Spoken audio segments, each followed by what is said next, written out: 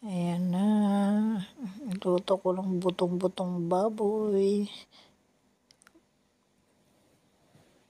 May kasamang konting taba. Yan, ito po yung ingredient niya. Gulay. Ayan. Mushroom mahaba. Ayan. Sili. Siling labuyog.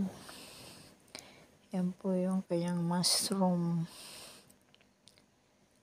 Ayan, masarap po yan. Lalagay ko sa kanyang sabaw. Yan na yung talong, sitaw. Ayan na. Kumulo na po siya.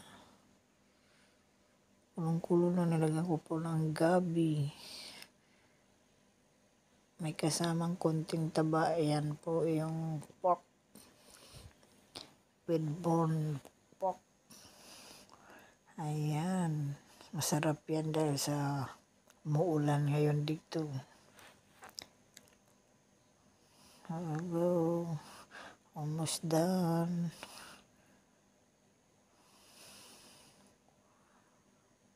Ayan na. Masarap.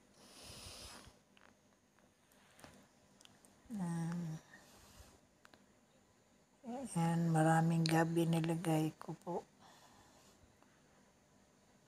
Ayan.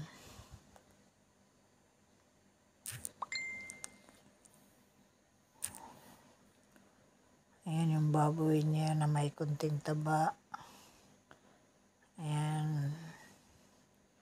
Ayan din yung buto-buto. May konting taba. Saka yung buto-butong baboy. Ilagay ko na po yung sili.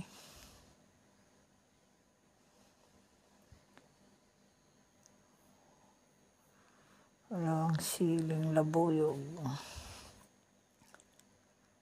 Sarap yan. Mga gulay, sitaw, talong. Ayan po.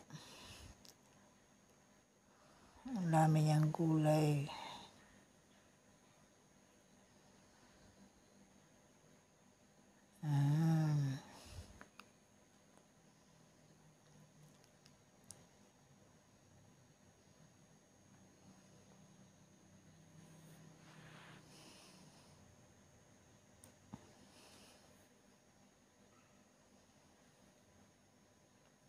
Yung isang gulay. Yung parang repolyo ba yun?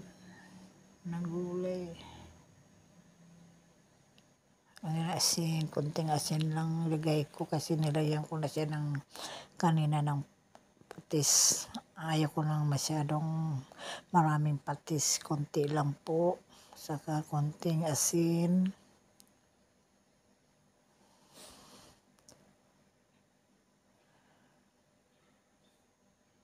Ayan, sarap. Makulo po siya.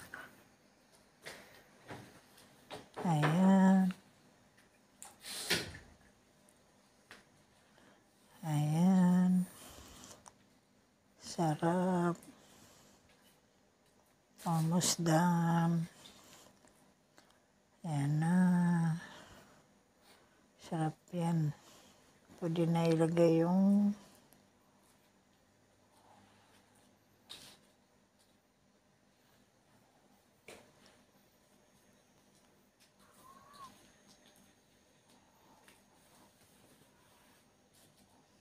kumukulo na. Pwede nang ilagay yung ibang gulay. Ilagay ko ng konting bitsin. Ajinomoto. Pwede na po ilagay yung ibang gulay. Ayan. Ilagay ko na po yung ibang gulay.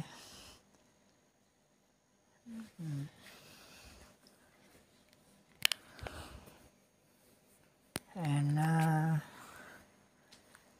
Tapos, maya-maya ilagay ko yung mushroom na mahaba, long mushroom.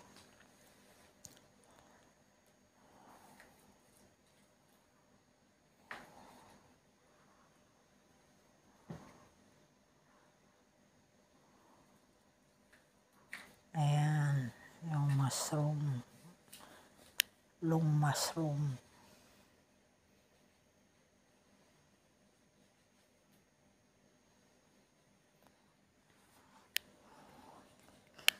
Almost done.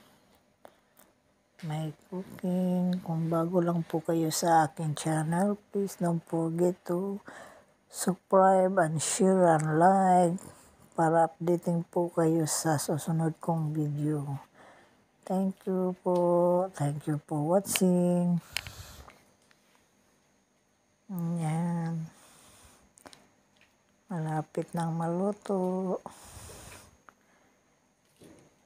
2 minutes na lang po.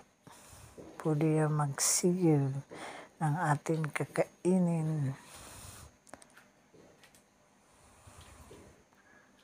So, minute na lang. 2 minutes is done.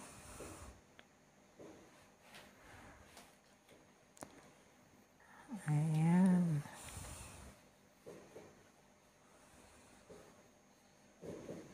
Masarap yan. Sarap na sarap.